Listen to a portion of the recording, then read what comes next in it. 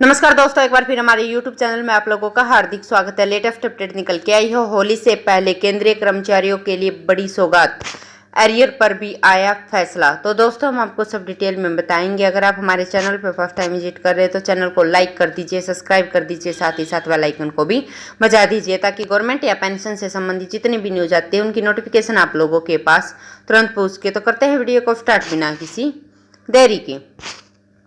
दोस्तों, होली से पहले केंद्र के 50 लाख से अधिक सरकारी कर्मचारी और 65 लाख से अधिक पेंशनरों के लिए खुशखबरी है। सब कुछ ठीक रहा तो होली से पहले केंद्र सरकार केंद्रीय कर्मचारियों को एक साथ कई खुशखबरियां दे सकती है।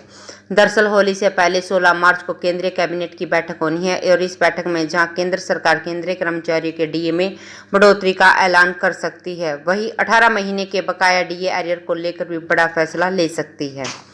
इसके साथ ही न्यूनतम सैलरी और फिटमेंट फैक्टर पर भी बड़ा ऐलान हो सकता है। बताया जा रहा है कि कर्मचारी के महंगाई भत्ते में 3% की बढ़ोतरी हो सकती है। इसके बाद केंद्रीय कर्मचारी और पेंशनरों के महंगाई भत्ता और महंगाई राहत 31% से बढ़कर 34% हो जाएगा। चुनाव की आचार संहिता के कारण सरकार ने डीए बढ़ाने का ऐलान अब तक नहीं किया है। इसके बाद सरकार इस पर फैसला ले सकती है। महंगाई भत्ते का भुगतान बेसिक सैलरी पर होता है। 3% की बढ़ोतरी से सरकारी कर्मचारी के वेतन में अधिकतम 20,000 रुपये से लेकर न्यूनतम 6,480 रुपये तक की बढ़ोतरी हो सकती है। महंगाई भत्ता 34% होने पर न्यूनतम बेसिक सैलरी की कैलकुलेशन को देखें तो केंद्रीय कर्मचारियों की न्यूनतम बेसिक सैलरी 18,000 रुपये है। डीए के 34% होने के बाद यह बढ़कर 6,120 रुपये प्रतिमाह हो जाएगी, यानी इसमें प्रतिमाह के हिसाब से 540 रुपये की बढ़ोतरी होगी। सालाना आधार पर सैलरी को देखें तो 6,480 रुपये का इजाफा देखने को मिलेगा। वही अधिकतम बेसिक सैलरी पर पूरे 1,707 रुपये की बढ़ोतरी होगी। इस हिसाब से सालाना आधार पर इन कर्मचारियों की सैलरी 20,484 रुपये बढ़ जाएगी। जानकारी के मुताबिक केंद्रीय कर्मचारी का डीए बकाया एरियर पर कैबिनेट की अगली बैठक में फैसला लिया जा सकता है। अगर सरकार अगले कैबिनेट बैठक में अटके हुए डीए एरियर पर फैसला लेती है तो कर्मचारी के खाते में एक साथ करीब 20 लाख रुपए की राशि आएगी।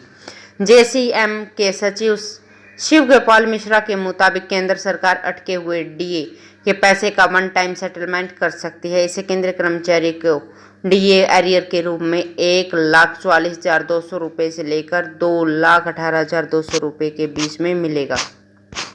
दोस्तों, एरियर की राशि भी अलग अलग ग्रेड के कर्मचारियों की अलग अलग होगी। लेवल 1 के कर्मचारियों की डीए बकाया राशि 11,880 रुपये से लेकर 37,000 रुपये के बीच में होगी। वही लेवल 13 के कर्मचारियों का डीए एरियर 1,44,200 रुपये से लेकर 2,18,200 रुपये के बीच में बनेगा। इतना ही नहीं, सब कुछ ठीक रहा तो कर्मचारी का न्यूनतम मूल वेतन 18,000 रुपये से बढ़कर 26,000 रुपये हो जाएगा। कर्मचारी संघों ने सरकार से फिटमेंट फैक्टर में भी संशोधन की मांग की है। उनका कहना है कि फिटमेंट फैक्टर को 2.57 से बढ़ाकर 3.68 किया जाए। फिटमेंट फैक्टर से ही केंद्र सरकार के कर्मचारी का वेतनमान तय होगा। पिछली बार साल 2016 में फिटमेंट फैक्टर तय हुआ था, तब केंद्रीय कर्मचारी का मूल वेतन 12,000 रुपये से बढ़कर 18,000 रुपये हो गया था।